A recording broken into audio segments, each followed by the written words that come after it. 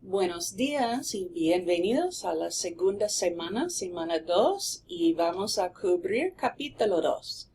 So welcome to week 2.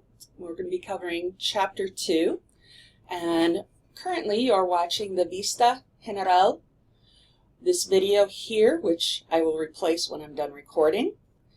Okay. Our objectives and goals for this week is to be able to identify and talk about different family members, as well as indicate possession. Like, for example, my brother, their house, our appointment. Okay. Using the appropriate grammatical forms, you'll be able to make appointments using appropriate structures to express time and dates. And in order to do that, you'll need to know numbers that are above 100. You're going to be learning how to conjugate regular Spanish verbs in the present tense and use them in conversation, like asking statement or providing statements, asking questions, answering questions. You'll be able to formulate to ask and answer both yes, no, as well as informational type of questions using the appropriate vocabulary, the appropriate intonation, and word order. Recognize some differences between the characteristics of formal versus informal register, like how speaking to a police officer or a doctor would be different than speaking to your friend out on the street. How to express location and current condition using the appropriate forms of the verb estar, and some negative constructions using words such as nothing and never appropriately in Spanish. So, you're currently watching the Vista General Semana 2 video. You'll read the textbook and complete the corresponding activities. There will be 2 quizzes this week, but both will be contained in the My Spanish Lab. You will have 2 dialogues, Dialogue 3 due on Wednesday of this week, and Dialogue 4 due on Sunday. Don't forget to log your 2 hours of language and cultural contact. And you can also begin working on your language and cultural contact presentation, which will be submitted at the end of week 3, Semana 3. And you'll need to, by the end of this week, sign up for your midterm oral exam via my Google Calendar. Okay. So the next thing, more specifically, I've listed out the lista de tareas. You have a Semana 2 plan here and a Semana 2 plan here, which will break out specifically which activities you will be working on. Okay. You'll notice the 2 quizzes in my Spanish lab. Okay. The first quiz will be, you'll have 9 activities at the end of the list. The bottom 9, the first 3 will count for this quiz. The last 6 will count for this quiz. Okay? So again, when you go to the My Spanish Lab calendar, you'll see 9 activities, and the first 3 of those 9 will be the first quiz, and the last 3, or the last 6, will be the second quiz. Okay. You'll work on your dialogues again.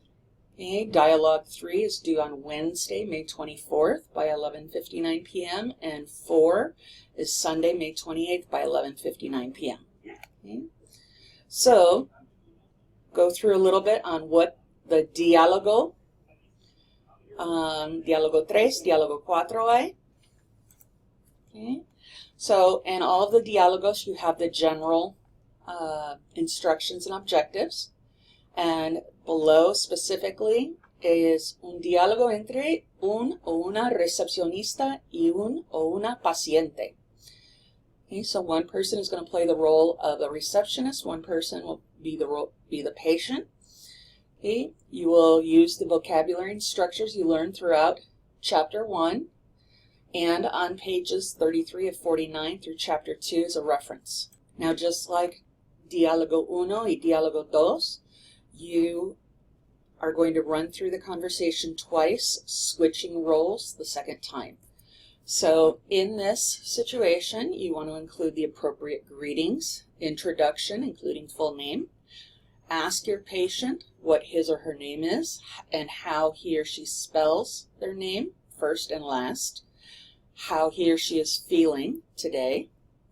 Okay, when is his or her birth date, what their address is, what their profession is, what time their appointment is, and then the appropriate thank yous.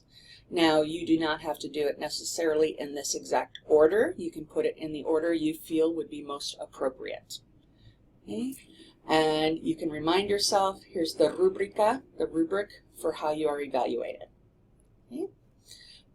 Then, if I go to Diálogo 4, again, the general instructions, followed by this one here is diálogo entre un doctor en la sala de emergencias y un paciente que acaba de tener un accidente de bicicleta. So one person is going to play either Doctor or Doctora Perez, and the other will be a young man or young woman who has just come into the emergency room, the sala de emergencias, after being in a bike accident. Okay, so you'll have the appropriate greetings, you'll have the introductions, and again, you're going to ask for his or her name and how he or she spells their first and last name, how they're feeling, where they live, and then you're kind of checking some cognitive functions on, do they know what time it is, do they know their birth date, and you want to find out with whom they live, and then the appropriate closings and farewells and thank yous. Okay. So that is Diálogo 4. Okay. So after the diálogos, then we see that we have a language, cultural, and contact presentation in which you're going to find the instructions as well as an example of a good presentation. However, this presentation is long, so please keep that in mind. You need to have yours around 5 minutes. Okay? Should be somewhere between 5 to 6 minutes, I would say. Okay? And again, this is due in Semana 3, week 3, June 4th, 2017. Okay?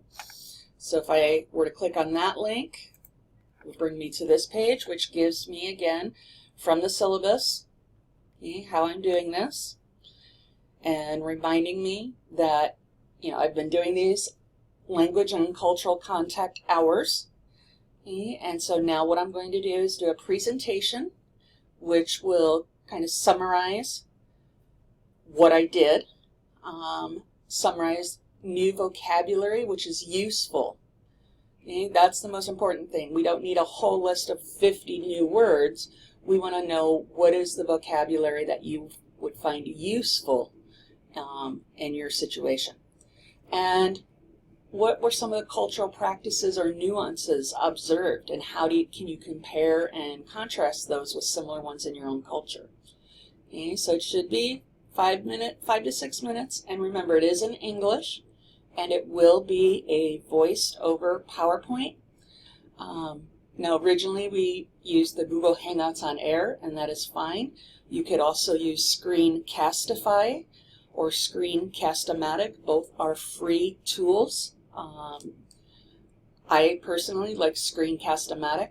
That's what I do all of these videos on, and it allows me to upload directly to my YouTube account, and then once it's uploaded, I can just copy and paste that YouTube link where I need it. Okay. So again, here's an example of one. Here's how to use the Google Hangouts on Air to record your presentation. But here again, you can use Screencastify, you can use Screencast-O-Matic. Both are very, very easy to use. Okay. So, please let me know if you have any questions. Now, also during this week, you will be able to sign up for your midterm oral exam, which will be held on Thursday, June 1st. You need to make sure that you sign up Tuesday, May 30th, before midnight. Okay. Here's a link directly to my Google Calendar. Now, if you find that the times on my calendar are times that you have conflicts with, please, please, please let me know as soon as possible so that we can work out an alternate time. Okay? The recursos is the last link. And here we have some review of the pronunciación del alfabeto. We have some gender of nouns with some exceptions. And then in this chapter we do a lot with possessive adjectives. Okay? So there's a link there. You have a few PowerPoints on conjugating verbs in the present tense in Spanish, if you'd like to look through those. Also, las palabras interrogativas, so you can learn a little bit more about interrogatives and uses of estar and formation of estar. Okay, so these are extra resources that you have at your disposal. Okay, so that is Semana 2. Buena suerte, and let me know if you have any questions or problems. Gracias.